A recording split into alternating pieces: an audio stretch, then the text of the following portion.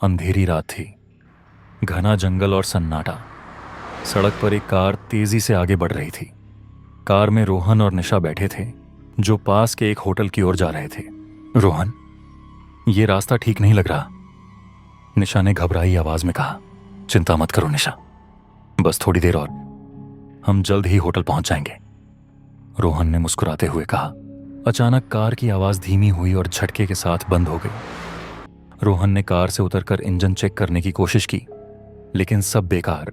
लगता है कार अब नहीं चलेगी, रोहन ने कहा। अब क्या करेंगे? निशा ने सहमी हुई आवाज में पूछा। आगे शायद कोई मदद मिल जाए, पैदल चलते हैं, रोहन ने निशा का हाथ पकड़ते हुए कहा। अब वह दोनों टॉर्च की रोशनी में जंगल के संकरे रास्ते पर बढ़ने लगे। हर ओर सन्नाटा और अजीबोगरीब आवाजें, पेड़ों की शाखाएं मानो उन पर झुककर उन्हें देख रही हों।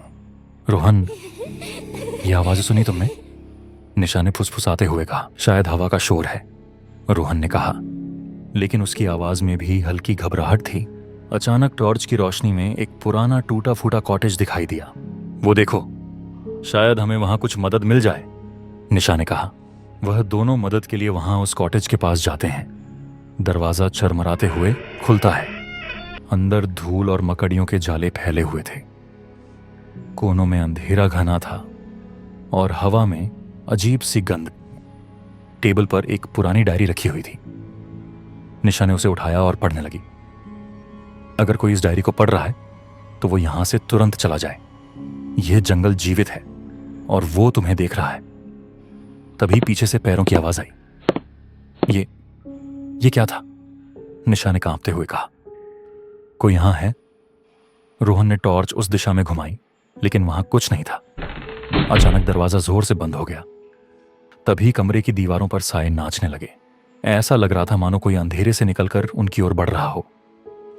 रोहन, यह जगह शापित है, हमें यहां से निकलना होगा, निशा ने कहा। तभी खिड़की पर एक भयानक चेहरा दिखाई दिया। उसकी आंखें खाली और चेहरा भयानक था। भागो निशा, रोहन ने निशा का हाथ पकड़कर बाहर की ओर दौड़ लगाई। लेकिन जंगल का रास्ता जैसे कभी खत्म ही नहीं हो रहा था।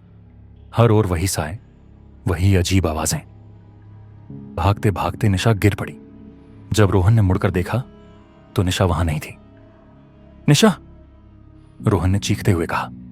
रोहन निशा को ढूंढते ढूंढते एक खाली मैदान में पहुंचा, लेकिन वहां जो उसने देखा, उसके पैरों तले जमीन खिसक गई। वही पुराना कॉटेज। नहीं, यह कैसे हो सकता है? दरवाजा धीरे धीरे खुला और अंदर से वही भयानक साया बाहर निकला। अंधेरे ने रोहन को अपनी आगोश में ले लिया। रोहन ठंडे पसीने में लथपथ, सांसें थामे कॉटेज के सामने खड़ा था। उसकी टॉर्च अब झिलमिला रही थी और जंगल की हवा में एक अजीब सी गंध घुल चुकी थी। निशा, निशा तुम कहां हो? रोहन की आवाज कांप रही थी। अचानक कॉटेज के अंदर से निशा की मध्यम आवाज आई। रोहन, बचाओ मुझे। रोहन बिना कुछ सोचे समझे दरवाजे को धक्का देकर अंदर घुस गया। अंदर का नजारा डरावना था। फर्श पर खून के धब्बे, दीवारों पर अजीबोगरीब निशान और कोनों में अंधेरा घना था। निशा सामने खड़ी थी, लेकिन उसका चेहरा अजीब था। उसकी आंखें खाली, चेहरा पीला और होठों पर एक डरावनी मुस्कान थी। निशा, तुम ठीक हो? रोहन ने डरते हुए पूछा। निशा ने अपनी गर्दन को अस्वाभाविक तरीके से मोड़ा और धीमे धीमे हंसने लगी। तुम्हें यहां नहीं आना चाहिए था रोहन। अचानक निशा का चेहरा बदलने लगा।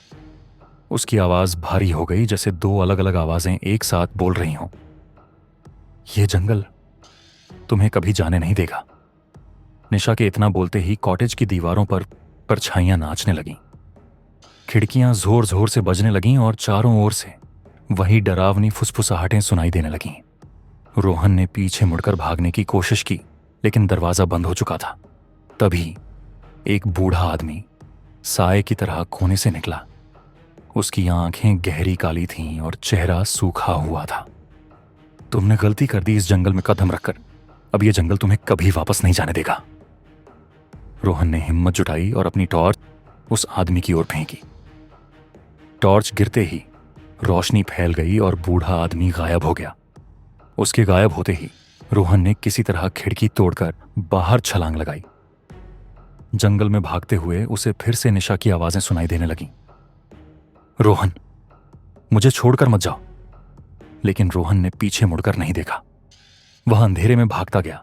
कई घंटों बाद रोहन को रोशनी की हल्की सी झलक दिखाई दी। वह लड़खड़ाता हुआ सड़क तक पहुंचा। एक ट्रक ड्राइवर ने उसे देखा और रोका। ट्रक ड्राइवर: भाई, तुम यहां इस वक्त क्या कर रहे हो? यह जंगल तो शापित है। रोहन हांफते हुए बोला, मुझे बस यहां से दूर ले चलो, जल्दी। ट्रक में बैठते ही रोहन ने राहत की सांस ली।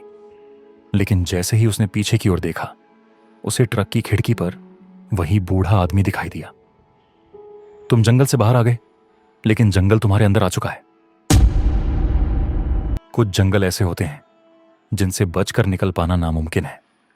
वो तुम्हारे सपनों में, तुम्हारी सांसों में और तुम्हारे साए में बस जाते हैं। अगर कभी आपको भी ऐसा जंगल मिले तो कदम पीछे खींच लेना, क्योंकि हर अंधेरा रास्ता वापस आने का मौका नहीं देता। बहुत समय पहले, जहां आज ये जंगल खड़ा है, वहां एक छोटा सा गांव हुआ करता था। इस गांव का नाम था सत्यपुर। गांव के लोग सरल और शांतिपूर्ण जीवन जीते थे, लेकिन उनकी सबसे बड़ी गलती थी, वो जंगल का सम्मान नहीं करते थे। उस गांव के बीचों बीच एक विशाल बरगद का पेड़ था, जिसे काल वृक्ष कहा जाता था। ऐसा कहा जाता था कि उस पेड़ में एक आत्मा का वास है, जिसे अघोरिन कहा जाता था। वह आत्मा जंगल की रखवाली करती थी। गांव के बुजुर्गों ने चेतावनी दी थी, काल वृक्ष को काटने की कोशिश मत करना, जंगल के नियम मत तोड़ना, वरना अघोरिन का शाप पूरे गांव को निगल जाएगा। लेकिन लालच ने लोगों को अंधा कर दिया। गांव के मुखिया रघु ठाकुर ने जंगल की लकड़ियां काटकर उन्हें बेचने का फैसला किया। उन्होंने काल वृक्ष को काटने का आदेश दिया। जब कुल्हाड़ी काल वृक्ष पर पहली बार पड़ी, जंगल में अजीब सी हलचल हुई। हवाएं तेज चलने लगीं, जानवरों की चीखें गूंजने लगीं। उसी रात गांव में अघोरिन प्रकट हुई। तुम लोगों ने जंगल की आत्मा को घायल किया है। अब यह जंगल तुम्हें कभी शांति से जीने नहीं देगा। तुम्हारी आत्माएं यहीं भटकेंगी और यह जंगल हमेशा हमेशा के लिए शापित रहेगा। अगली सुबह गांव में तबाही मच गई। हर ओर धुआं और चीखें थीं। लोगों को जंगल में अजीब साए दिखने लगे। कुछ लोग पागल हो गए, कुछ अचानक गायब हो गए। कुछ ही दिनों में पूरा गांव खाली हो गया। जो लोग बचे, उन्होंने जंगल को शापित घोषित कर दिया और वहां कभी वापस न लौटने की कसम खाई। वर्षों बाद उस गांव का नाम मिट गया और वहां केवल जंगल ही बचा। लेकिन अघोरिन की आत्मा आज भी उस जंगल में भटकती है। जो भी व्यक्ति जंगल के नियमों को तोड़ता है, वह उसकी शिकार बन जाता है।